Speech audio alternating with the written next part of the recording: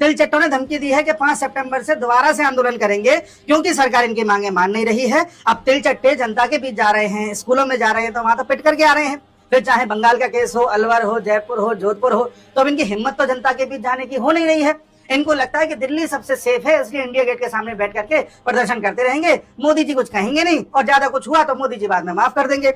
लेकिन गौर करने की बात यह है कि इन्होंने डेट चुनी है 5 सितंबर, और उसके जस्ट एक हफ्ते बाद देश में है ब्रिक्स की समिट, जिसमें ब्रिक्स के जितने भी राष्ट्राध्यक्ष हैं सब भारत आ रहे हैं, इंक्लूडिंग पुतिन और शी जिनपिंग।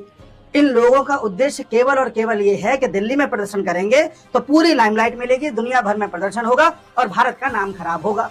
ब्रिक्स को लेकर के जो सबसे ज्यादा घबराए हुए देश हैं उनमें एक तो है यूएसए और एक है यूरोप। ये लोग नहीं चाहते कि किसी भी हाल में ब्रिक्स जैसा समूह सफल हो।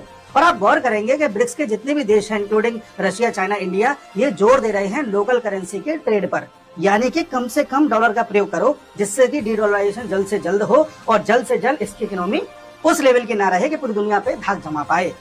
इस बात को विफल करने के लिए, इस बात पे भारत का नाम खराब करने के लिए, दुनिया भर में भारत की जो इमेज चमक रही है उसको धूमिल करने के लिए ये लोग बहाना बना करके फिर से बैठने को तैयार हैं।